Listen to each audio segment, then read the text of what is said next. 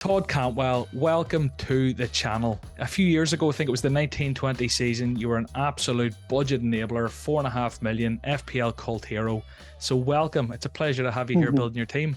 You say you've played a bit of FPL before? I have indeed, yeah, no. I'm fully aware that I was quite a cheap option and managed to throw out some points. So yeah, I did obviously keep an eye on fantasy football, and yeah, we're in a couple of leagues with some friends, so yeah, it's good. Yeah, you were absolutely like a steal. You were in pretty much everyone's team. I think the start of the season, you just came out firing. I think you got over the season 6 goals and 2 assists of here, and you scored against the likes of Chelsea, City, and Arsenal. So what a season! But today we're going to build your team on the My Team tool on Fantasy Football Hub and see what rating you come out at. We're going to slap you on a table with a bunch of other people who've built teams, and we'll see what the story is. So look, Todd, straight off the bat, do you want to tell us who your goalkeepers are? Your starting goalkeeper and your bench? Yeah, of course.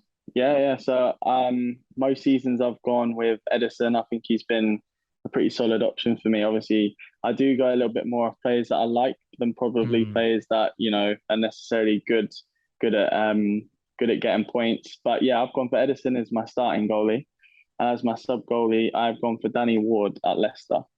He's sort of rumoured to get some game time now, potentially with Schmeichel on the way out. So he's kind of becoming a bit of a meta pick. And Ederson, like this season, looks much better than seasons gone by. He was always kind of 6 million plus, an absolute wall at the back of City. You've played against them. How hard are they to score against? Well, ridiculous. I mean, it's hard to score against a goalie when you don't have the ball for most of the game. So, but yeah, I think as well with him, like we've seen him before, he's got the possibility of finding someone running through. His passing is ridiculous. So I think, I mean, I'm not 100% sure on how the point scorings work, but I'm sure he'll be in for some bonus points this year. Yeah, absolutely. So we'll see how that one goes. The goalkeeper, it's interesting you've went for Ederson just because that's obviously taking a bit of funds from further up the pitch. But who is your first defender? My first defender is Reece James.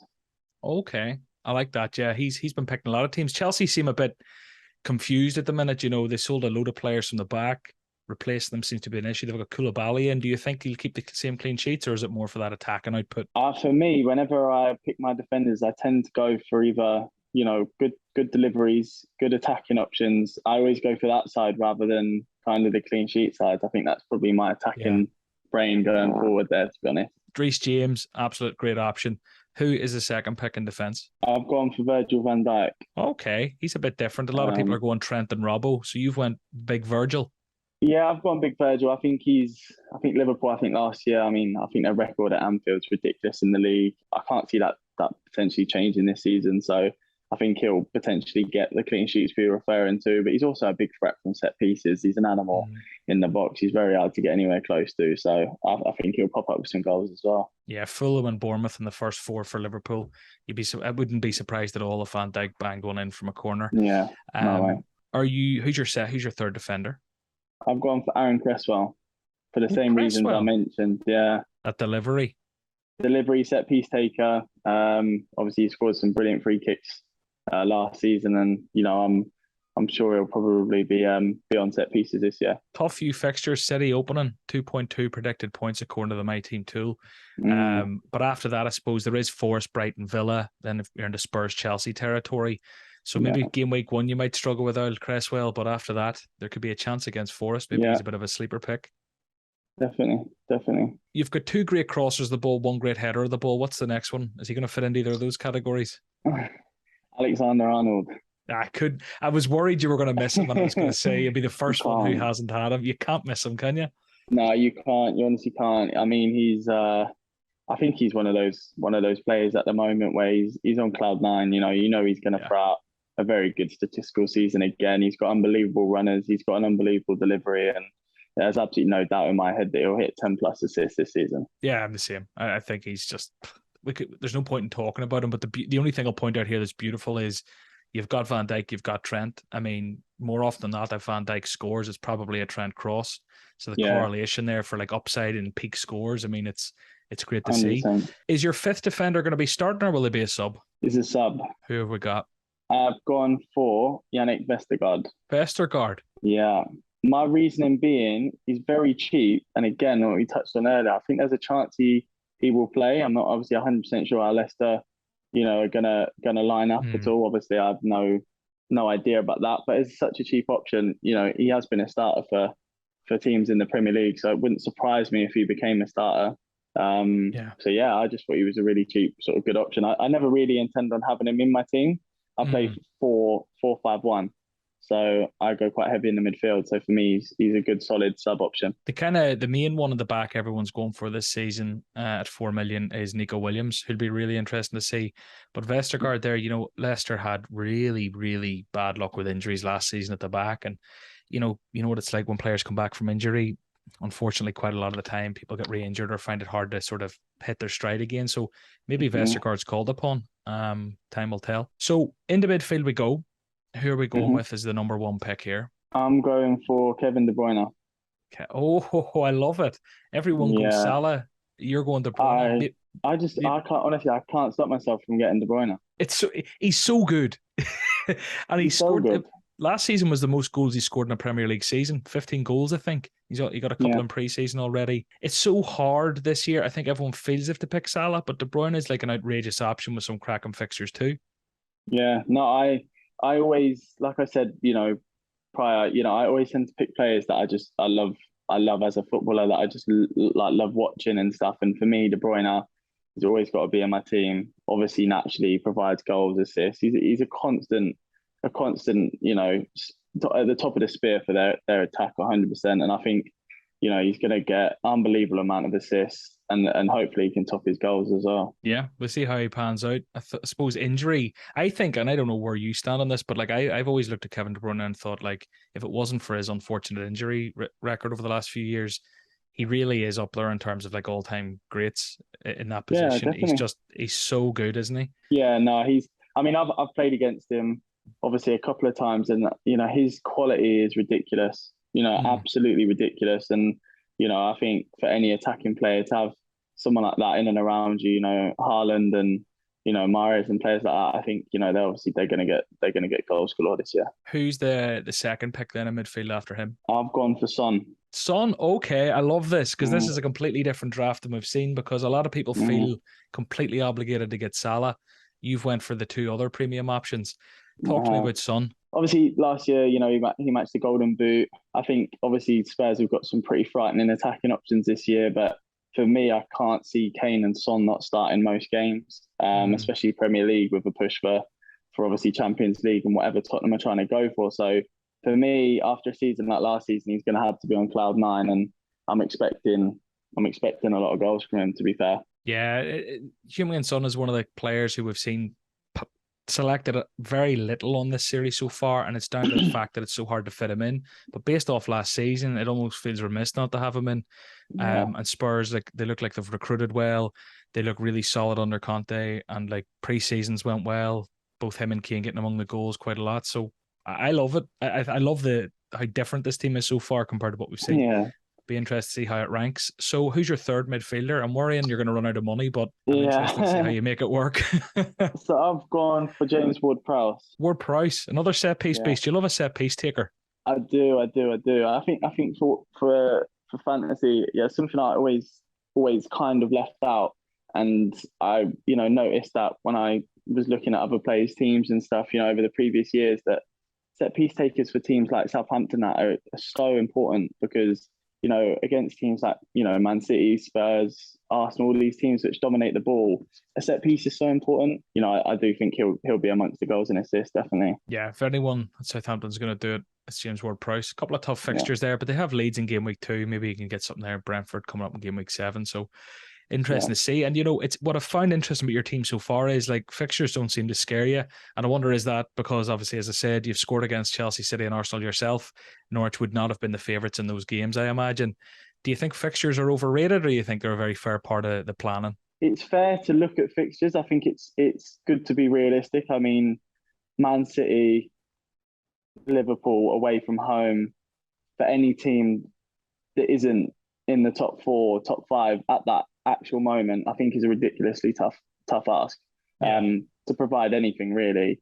However, home and away fixtures, I think, again, now with fans back in stadiums, is gonna create a lot more power for home fixtures. I think being at a team like, for example, Southampton, or a Palace, or even teams like Leicester and teams like that, they can easily get goals. They can easily the Premier League quality is so high that the players we're all talking about here, I think, can all provide moments of magic against any team, to be honest. Yeah, as But you said, that's kind of, again, like that's my stance on it. Do you know what I mean? Obviously, everyone's got their own opinion on that. Oh yeah, absolutely. But I love it. I absolutely love it because, the thing I keep saying to the people here on the show is like whenever they're picking these teams that everyone's picking, you're never going to win FPL. You're never going to lose it. You're going to land somewhere in the middle with the crowd. But with something like this, you could be last, but equally you could come first. You could be leading after game week 1 with picks like this. So it's fun. And that's what the game should be. It's a game after all. So you have 5 players left to go. Who's your fourth pick in midfield? I've gone for Martin Odegaard. Oh, I love him. He's just so good, isn't he? He's just so good to watch. Such an elegant footballer. Obviously, my brother's a heavy Arsenal fan, and he just said to me that honestly, I watch him quite often. I watch him quite closely, and this season he's backing him to really kick on statistic wise, and that doesn't surprise me. I've seen Arsenal's preseason, and they've been electric. So I can see him again, a bit like De Bruyne for Man City, being at the spear of that, and really sort of creating goals and assists. Yeah. And the thing with Odegaard is now the captaincy armband slapped on him. Not that I think he was a big rotation risk before. Now you'd think he's as nailed as they come really in that team. 100%. Especially with the 5 subs. Maybe we see a few people not starting games because they're almost guaranteed an appearance later. But anyway, moving on. Your 5th slot in midfield. Who have we got? I've gone for Wilfried Zaha. You're picking all the players that no one has the balls to pick, but they want to pick. That's literally what this team is. Because Zaha, I think he's had a decent pre-season. And last season he was really good. Talk to me. So Wilfried Zaha for me is one of those players which in any game that he goes into, he generally has the ability to score.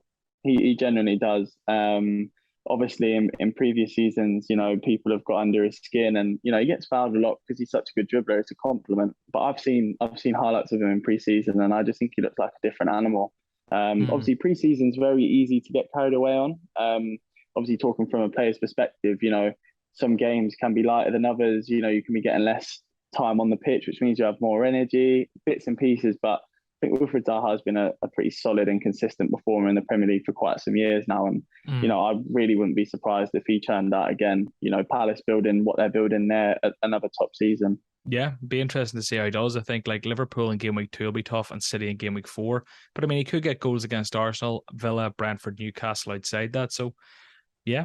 I'm all about it. Definitely. You've 17.5 million left for the front line, which tells me you don't have Kane or Haaland, and I don't think you'll have Jesus at Arsenal, but you might. Who's your most premium forward? I've gone for, like I said, one up front, and that is Gabriel Jesus. Oh, you did say that. Sorry, you can't afford it. I miscounted.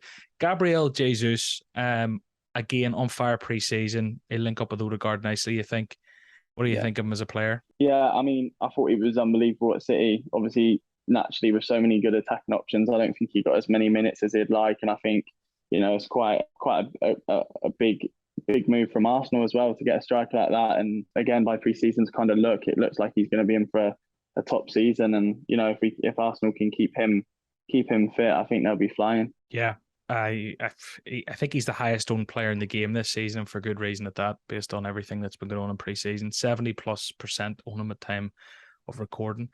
So you've 9.5 in the bank, so you're going to have a 4.5 mid and a 4.5 forward and a 5 million forward. Who's the 5 million forward? So the 5 million forward is Sturridge from Nottingham Forest. He's in. Do you know much about him? Yeah, so I've obviously seen a bits of him. I've been at an England camp with him as well, at England under 21s, and yeah, I mean he's a pretty solid striker. He's going to be a definite option for Forest this year. I have gone heavy with my starting team, which I kind of tend to do on fantasy football. If I'm being completely honest, I tend to go for my starting 11 and then just fill the bench with what I can afford. That's kind of how I've always done it. Now, I know that's probably quite a naive thing to do. And obviously you've mentioned about fixtures and stuff like that. I tend to get a little bit away with the fairies as such and just go for the players that I think will have good seasons. Hasn't always worked out well for me, but I have done well in previous seasons. So like you said, I think I'll be one or the other, definitely. But what's beautiful here, Todd, is that on this channel in particular, we're diehard FPL players, so everyone here is probably playing really in the weeds for the rank. They want to win, they're optimizing, they're strategizing, but you're doing what a lot of people who watch this video will be doing, and it's playing the game for fun as it should be played. Maybe people are playing with some friends, playing with friends at the office, whatever else, and you want to just have fun and pick the players you want to watch the players who you want to see succeed. So I love it. It's different than what we've seen in the series, and I think people will enjoy it. You have a 4.5 million forward left. Who is it and why? It is Archer at Aston Villa. Again, he played at Preston on loan last season. Played against him personally for Bournemouth, and I thought he was top. He scored against us. He was very sharp, very agile. I don't obviously know what the stance is with him at Villa. Again, I know at the 21s this summer he had a pretty good campaign. So for me, he's obviously going. If he hasn't, opted to leave on loan, I can imagine him being an option. So I've gone for him as, someone I can definitely see getting some minutes at points this season. Yeah, as I said, with the 5 subs, I don't think it's out of the realms of possibility that he gets some game time, and I'd be surprised if he didn't get a goal or two in the league this season. So we've built your full team. We're going to plug it through the My Team feature on Fantasy Football Hub, see what your team rating is and your predicted points for game week 1. 90%, Todd, you've come up with a 90% team rating. As I said, you've went for ballsy picks. You've not really taken into account or give a shit about the fixtures. So obviously the predicted points for game week 1 would be a bit lower, but 90%, 62 predicted points. How would you feel if I said to you, Todd, you can take 62 points now? Would you take them or would you roll the dice? I think with my team, I'd roll the dice. Oh, would you? Going for the upside? I would. I think 62 is a solid outing, but would a Son hat trick surprise me? No, it wouldn't. Yeah. No, it wouldn't. Would the other guys, Zaha getting a goal, Ward-Prowse being on the assist? No, it wouldn't surprise me. So I think with my pick, although it is 62 points, I'd take that. That's a solid start, to be fair. I think I normally start in and around the 40 and 50s, to be fair, and end up making a couple of... Week. Yeah, definitely. I end up making a couple of rash sort of transfers pretty early doors because I realise that so-and-so's not playing or someone gets injured. So that's normally my luck. But no, I think I'd take that, actually. Well, look, let's hope it comes better than that. But at worst, maybe you'll get 62. Let's hope you get 70, 80. Even better. I'd love to see you first in the world with a team like that. If you want to see your team rating and your predicted points for game week 1, head over to the link in the description. It'll bring you to Fantasy Football Hub. You don't need to sign up. Plug your team in. See what happens. And if you do decide to sign up, there's 50% off at the moment. But Todd, look, thanks a million for your time. This puts you in 14th place on our table out of 17. So you're not quite fighting for podium places here, but again, you're above the likes of Rambo, Kieran and Zach, and you're just behind FPL mates. So you're on the table. Let's see how the table ends up. Thanks again for your time, Todd. And sure, maybe we'll see you again later in the season or next season to catch up. No problem. Thank you very much for having me.